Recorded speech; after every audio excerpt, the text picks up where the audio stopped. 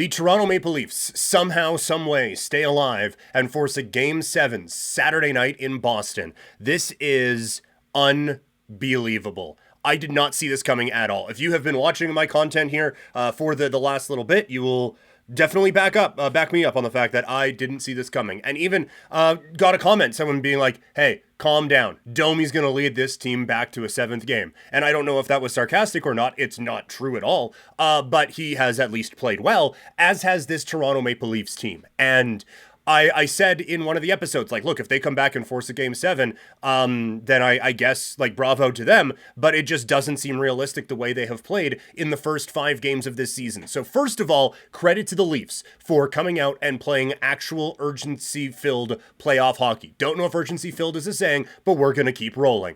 So first and foremost, credit to them. With no Austin Matthews, I did not see this coming at all. But what did we say on the episode after Game 5? Game 5? Game 5. The reason you have these 4 guys, this core 4, isn't so you can call them a core 4, isn't so that you can put a bunch of stuff on posters around the city or anything like that.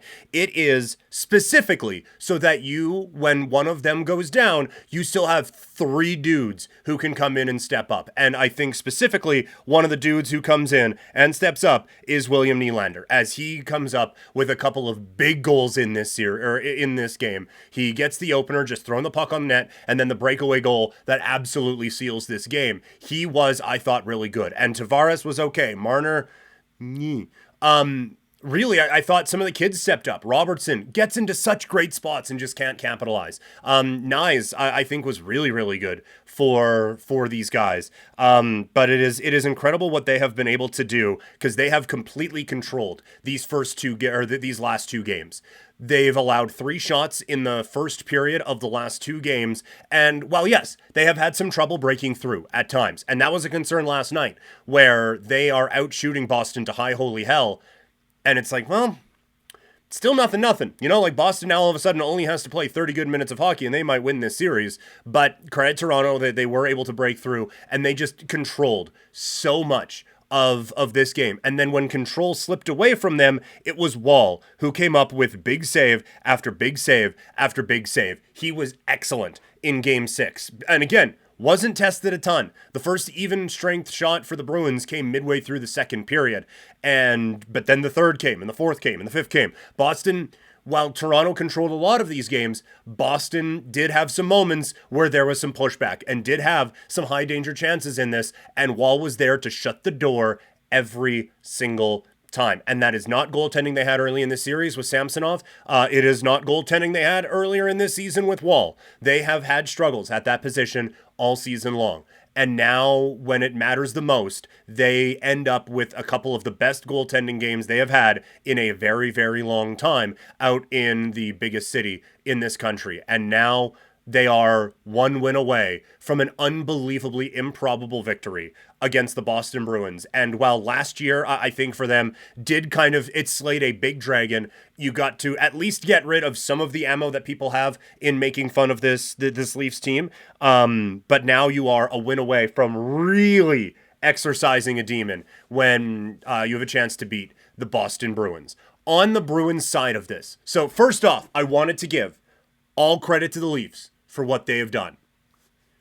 This is a Boston choke job, though. This is, if we want to talk about, is it the Leafs winning it or is it the Bruins losing it? It's the Bruins losing it. This does not look like the team that played 2 games ago. This does not look like the team that was in complete control of this series. They look lost, they look flustered, they look sleepy, they look bad. This is the team that I was warning everyone about as the regular season was coming to a close, that they just don't seem to have that switch that can flip for them. They just don't seem to have that it factor this year.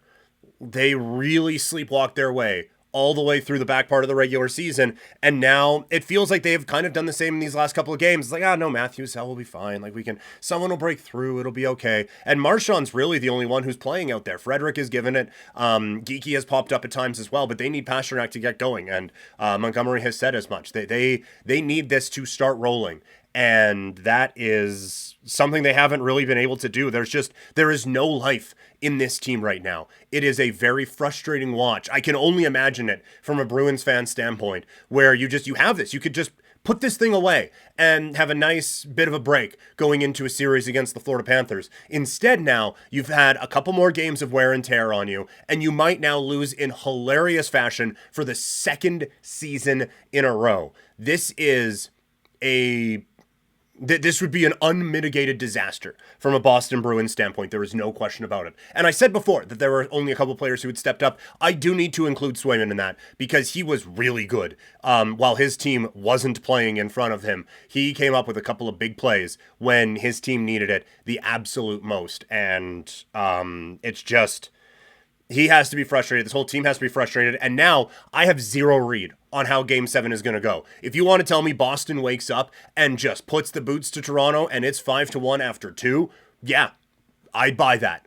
If you want to tell me that Toronto just doesn't get, just builds off of this. Matthews comes out, he's refreshed after whatever the heck he is dealing with, and he comes in and lights the lamp for a couple, and Nylander is great, and Marner and Tavares are there, and Toronto ends up winning this series. Yeah, I can absolutely see that as well. This is all over the place right now, and I am stunned that it is so unpredictable going into a 7th game tomorrow night at the TD Garden in Boston.